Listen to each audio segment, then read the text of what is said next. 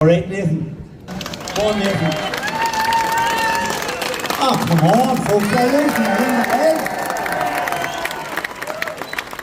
Aye.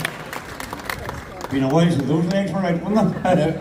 Milk bottles. How are you keeping? Come on out to the front of the people see you in the sunshine. Yeah, I'm all good. It's great to be here. Northern Irish sunshine, so we can't complain. Whereabouts are you from, Nathan? Oh man, Unkin in the Allen man. Right, okay. That's okay for a pity. It's nice of you to come here and enjoy real hospitality, you know what I mean? What do you think of it? What do you think of us over here? Do you think the Northwest is a bit special? I do. It reminds me of home, you know. Everyone's so friendly, welcoming. We're staying in a homestay house up in just off Millbank Avenue, and the little family across the road and all stones out welcoming me here. And, yeah, no, it's great. What's the address so we'll all head up to the party on Saturday night? Will you let them know? It's an open house, but my dad won't be impressed. Yeah, isn't it lovely to see the way that people turn out? And look, I just want to have them there in the background. I know that they don't like these mentions, but I see members of the police, the PSNI, who worked very, very hard right throughout in the build-up to this week and the build-up after it as well. We were with the police this morning talking to the youngsters and what they say. A good Northwest for them is people going home on the Saturday and the Sunday and taking good care and getting home safely. I think you'd agree with that, wouldn't you, officer? Yes. Look, thumbs up. The Northwest then, what's the buzz like? Like what is it like? Can you explain it? It is mental. I was thinking that yesterday when I was going down that straight to university at over 200 mile an hour. I think I just clocked 200 mile an hour. I think this shouldn't be allowed, but no, it's good. This year's going a lot better than last year. I had a visit to your hospital last year, Coleraine, so at least I'm stood here this time. I'm not lay there using all your taxes. You can see very little, I'd say, at 200 miles an hour, you know what I mean? You can, well, I know myself, I'd be close to a movement, I would, you know, anyway. But 200 miles an hour is different. Oh yeah, it is. Especially like 4 laps on the bounce, like the 4th lap, you're going down there and your head's rattling, everything's rattling, and it's one of a kind. And Nathan, you'd have to have great respect for the people around you, knowing that they know what they're doing as well. Otherwise, you couldn't possibly contemplate 200 miles an hour on a bike. No, exactly. Especially when you're in the slipstream going down the straight, and obviously you're getting the draft, and you're millimeters, centimeters away from someone else's back wheel, and yeah, no, it is crazy. And you're with all the best road races in the world, aren't you? One of the best road races in the world, so you can't complain. And look at the fans. I think we're the best fans in the world here at the Northwest. To tell you the God's truth, there you were. And you were in Korean hospital at this time last year. Hopefully you'll not be there this time. You'll not. Yeah, exactly. I got a free Thursday night this time. Last time I didn't get a free Thursday night, so we're all good. And like you say, we're ready for hopefully a good day's racing tomorrow, and hopefully the sun stays shining for everyone. We wish you all the very best. Ladies and gentlemen, come on, there you are. Get it on, one of our young stars for the tomorrow.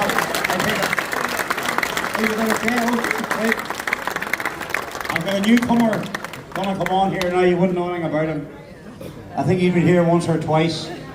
And I know you've given great welcomes to people, but we use the word legend here at the Briggs International Northwest 200. If we didn't have had a roof, we'd raise the roof. We don't have one, but you're going to give some hell of a welcome to the one and only, the man, John McGuinness.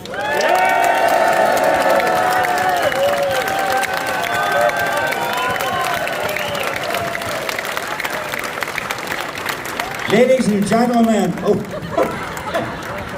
John, I've heard about you. Any more you pay? Hey, I tell you what, and I know I've been asking you all day, but by God Almighty, John McGuinness! You're still enjoying it, aren't you?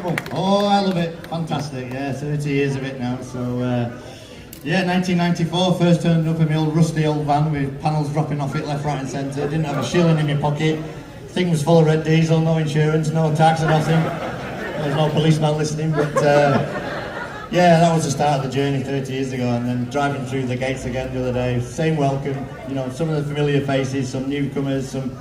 You know, it's just been great. Weather's been great. So just advise you, the police are there. Don't mention the red diesel. No. Okay, fair enough. Can't get in. Anyway.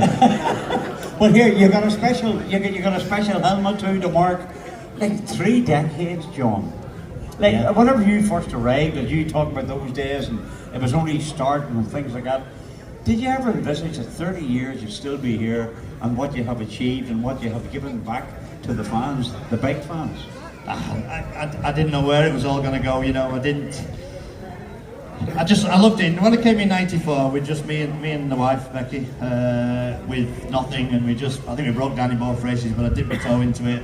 Came back in '95, and when I came back in '96 with a new bike, things started changing for me there, and that's really, I know it's 30 years, but the helmet's a bit of a nod at Paul Bird as well. Sadly, we lost Paul last year, and when I got my new bike in '96, I was all of a sudden at the front of the race, dancing with Joey Dunlop, Robert Dunlop, all the top guys, Wolsey Coulter, Roy McNally, you know, and all these guys, and that was sort of the changing for me. That I could go pretty good at road racing. I went on to do my first TT in '96, so the helmet's a bit of a one-off thing. It's just a thank you really to everybody who's been involved, you know. It's an amazing sport, an amazing journey for you, and you mentioned so many of the greats who have sadly gone before it, because it's a sport that has serious risks, and yet, you know, I'm always struck by the warmth of not only the riders but the warmth of the fans as well when you come to do it. It's a different sort of sport. Yeah, it's very special, especially this part of the world, you know. They're so enthusiastic, you know, they get it up here, this part of the world. You know, we're in I go all over the place around the world. You go down into other parts of the country and then you just think we're mad, but we're not mad, you know, we're good at what we do, you know. And you come up here and we're all just like heroes, and you know, you treat us properly, and we really, really enjoy it. And yeah, we've lost some riders along the past, and they'll never be forgotten in these parts, you know, but I've had some amazing teammates. You know, I've ridden around here 200 mile an hour, like I say, for the last so many years, and it's such a special place. And I have to look at myself in the mirror. I got up this morning, I was like, oh Jesus, you know, everything's hurting, and it's like I need a grease knuckle here and there just to get myself going again. But now I'm buzzing again, you know. It's I'm really looking forward to tomorrow. I'm in a real good place in my life, if you like. I mean, I'm 52 years old, just turned 52, but I still really, really enjoy the racing. I still got my leg on Williams and rubber, you know, like it just doesn't seem to leave you. It's in you. It's part of your DNA. Yeah, I can't get rid of it. In a minute, I'm still enjoying it, and you know, the young fellas are nibbling at my heels, but they're not just quite fast enough just yet. So,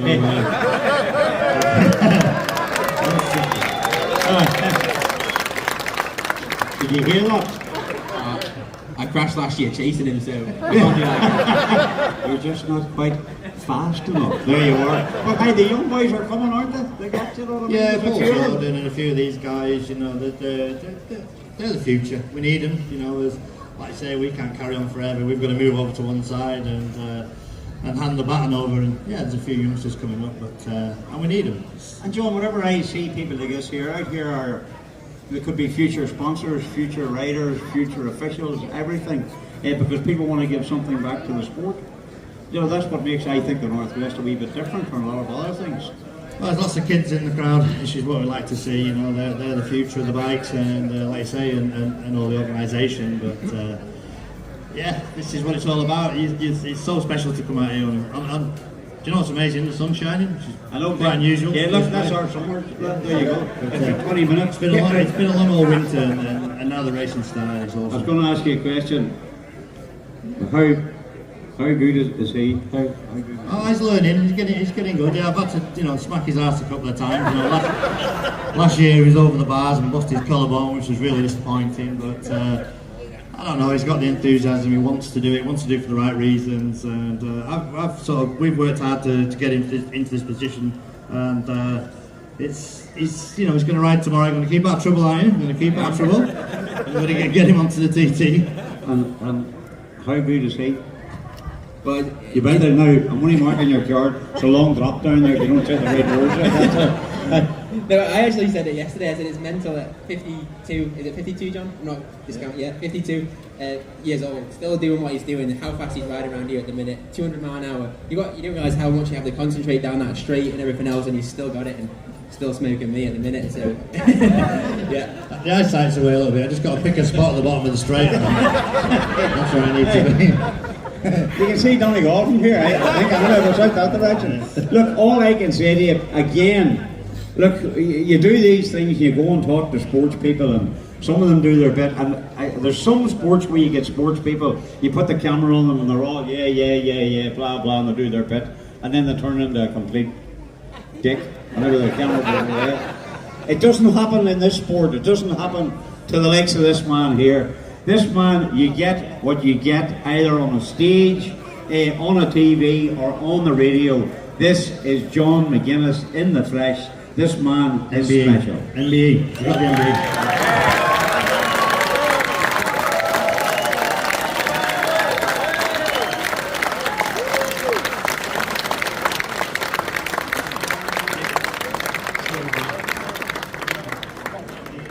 Do you know what it stands for? Now, careful of children. Morecambe Bellend.